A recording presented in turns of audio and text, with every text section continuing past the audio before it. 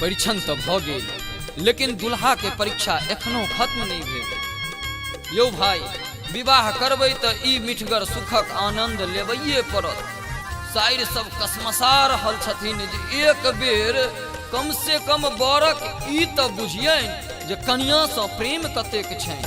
यो दुल्हा चिन्ही लिया, यो दुल्हा चिन्ही लिया अपन दुलारी के छठ प्रहन प्यारी सेना। यो दुल्हा चिन्ही लिया अपन दुलारी के छठ प्राण प्यारी सेना। दुल्हा चिन्ही लिया अपन दुलारी के छठ प्राण प्यारी सेना।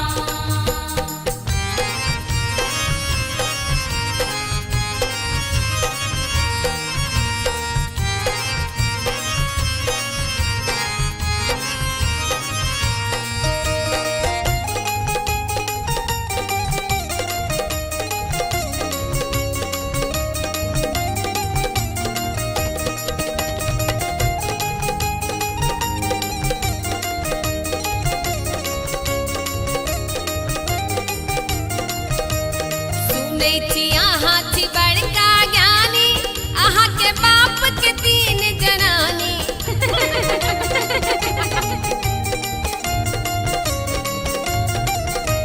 सुनै छी अहाँ छी बड़का ज्ञानी, अहाँ के बाप के 3 जनानी।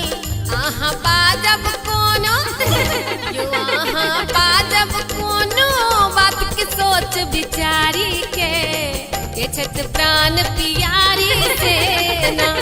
दुल्हा चिन्ही लिया अपन दुलारी के छठ प्राण प्यारी सेना।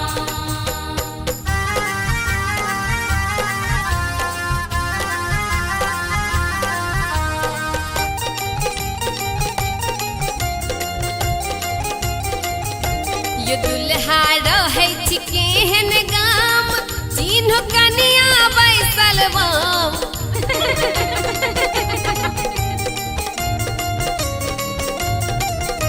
यो दुल्हा रहै छी केहन गाम, चिन्ह कनिया बैसल बाम।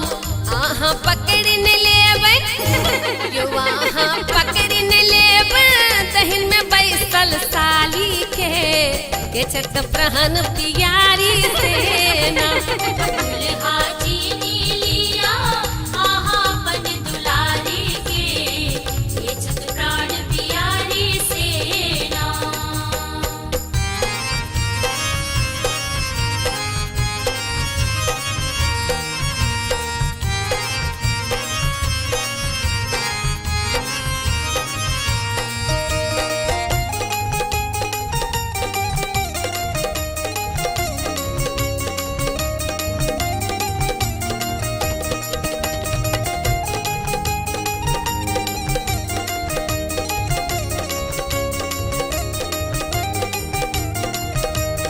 आमक पल्लव लिया हाथ, हम सब देव यहाँ के साथ।